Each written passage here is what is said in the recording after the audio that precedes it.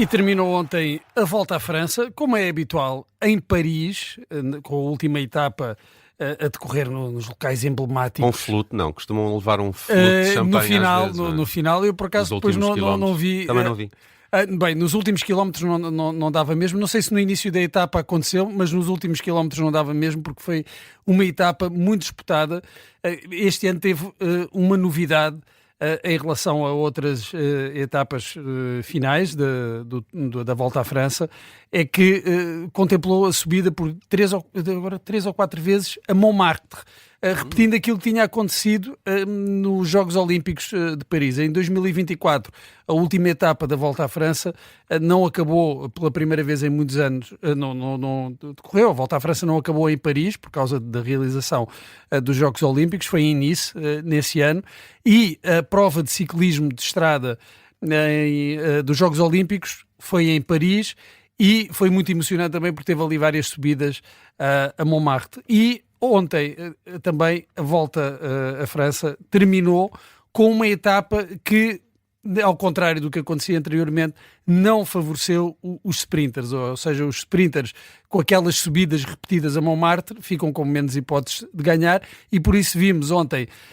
dois ciclistas a tentar disputar até à última vitória nessa etapa, e que não são propriamente dois sprinters, Mathieu van der Poel e o camisola amarela Tadej Pogačar, que queria conseguir um feito que até agora só pertence a um único homem. Bernard Hinault foi o único a ganhar a última etapa em Paris com a camisola amarela vestida, e Tadej Pogačar tentava ontem repetir esse feito que só Bernard Hinault conseguiu fazer por duas vezes, ganhando por duas vezes a última etapa, chegar a Paris e ganhar com a camisola amarela. Aconteceu uma única vez uma mudança de liderança de camisola amarela na Volta à França na última etapa, mas também foi a única vez em que a etapa, em vez de ser uma etapa em linha, foi um contrarrelógio, e foi em 1989 o norte-americano Greg LeMond acabou por ultrapassar,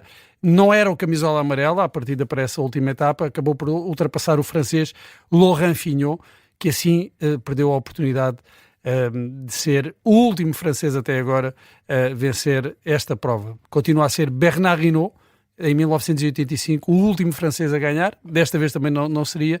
Mathieu van der Poel acabou por ganhar a etapa, conseguiu resistir mesmo até à última, porque apesar de não ser uma etapa para sprinters, acabou por aparecer ali um grupo ainda muito significativo de ciclistas a tentar vencer a etapa, mas Van der Poel resistiu. Tadej Pogačar nos últimos metros acabou por desistir da luta pela vitória, pela etapa, e Van der Poel aguentou ali mesmo até à última, mais uns 200 metros, 100 metros, e acabaria por ser ultrapassado, mas foi o grande vencedor, e Pogačar bem, terá que guardar para o próximo ano essa tentativa de vencer a última etapa com a camisola amarela vestida. Pogačar, que se tornou que entrou aqui no panteão de ciclistas com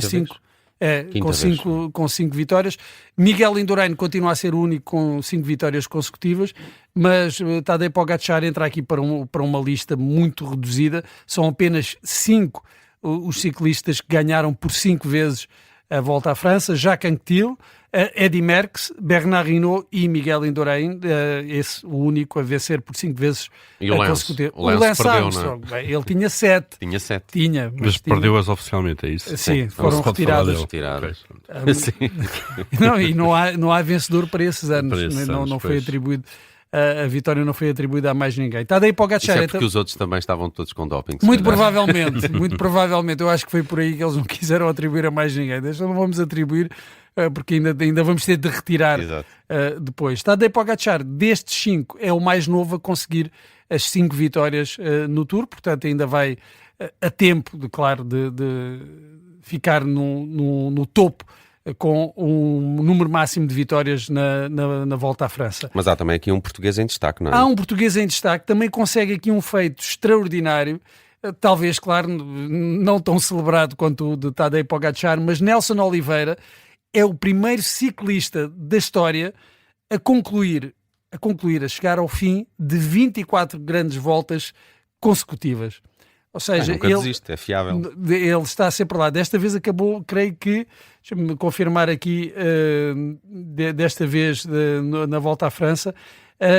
Mas há ciclistas que também têm aquela posição de aguadeiro, não é? Levam as barras de cereais e as águas ajudam aos a amigos, equipas, estão lá, são fiáveis, não são os chefes de fila das equipas, mas estão lá para garantir o total apoio ao líder da equipa. Nelson Oliveira acabou em 65º, esta edição do Tour, a 4 horas, 17 minutos e 56 segundos de Tadej Pogačar. Ainda uma grande diferença, mas também houve uma grande diferença mesmo daqueles que ficaram nos 10 primeiros. Acho que o 10º ficou já a mais de meia hora de Tadej Pogačar. Nelson Oliveira começou esta série de 24 grandes voltas em 2011, com uma volta à Espanha, e de então para cá iniciou mais 9 voltas à Espanha, 4 voltas à Itália e 10 voltas à França, e nunca desistiu.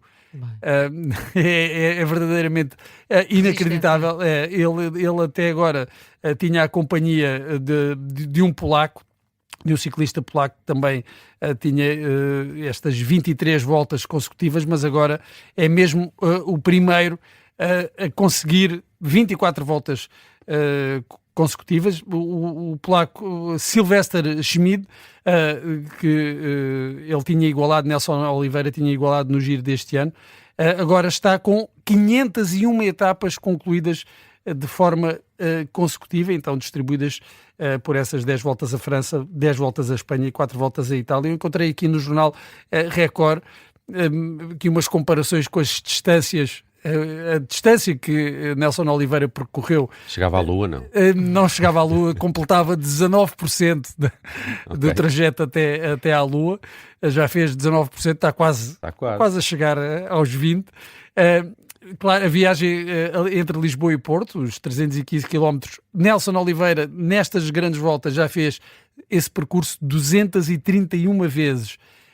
Dar uma volta ao mundo também pela linha do Equador são 40 mil quilómetros. Nelson Oliveira está quase a completar a segunda. Não é um homem para ganhar uma grande competição. Eu creio que ele só ganhou uma etapa em todas estas provas, uma vez na volta à Espanha, creio que em 2015, mas, como se vê, é bastante fiável, o tipo de ciclista que qualquer diretor desportivo gosta de ter na sua equipa para ajudar. Olha, e para fechar, Bruno Fernandes está podre de rico? Está podre de rico. Eu estava a olhar aqui para os números, não fazia ideia, mas foi revelado, o jornal Sun, o jornal britânico, teve aqui acesso às contas dos proprietários do Manchester United, e estamos aqui a falar de, num ano, 11,1 milhões de euros que Bruno Fernandes conseguiu em rendimentos, já muito por causa da publicidade e também com os direitos de imagem. Aliás, isto é só de direitos de imagem. Sim, fora ordenados.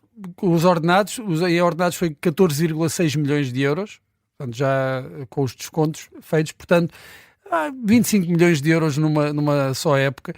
Nós, claro, quando falamos de direitos de imagem, pensamos sempre no Cristiano Ronaldo, aqueles jogadores que têm muitos contratos, mas a verdade é que Bruno Fernandes também... É uma grande figura no Manchester, não é? No Manchester, da Premier League, acaba por ser quase o rosto da Premier League, e isso tem valido contratos muito valiosos com várias marcas, com a EA Sports, por exemplo, e estamos a falar de ganhos semanais, por exemplo, no Manchester United, de 351 mil euros. Isto de acordo com um novo contrato para comprar que ele firmou. Um T0 em Almada. Em Almada, sem água. Com reservatório, dá para comprar com água. Mas são números impressionantes numa figura que parece para nós não tão mediática por comparação a Cristiano Ronaldo. Sim, a nossa bitola é sempre o Cristiano. Pois, mas quando vemos as imagens mesmo do estádio do Manchester United, nós percebemos que a cara de Bruno Fernandes está em todo lado, nas lojas, nos vidros. Não é?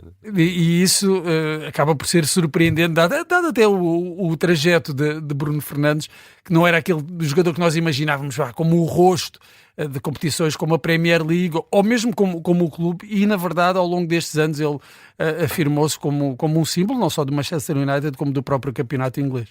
Está feito o 3 toques com o Bruno Vieira Amaral, regressa amanhã à mesma hora.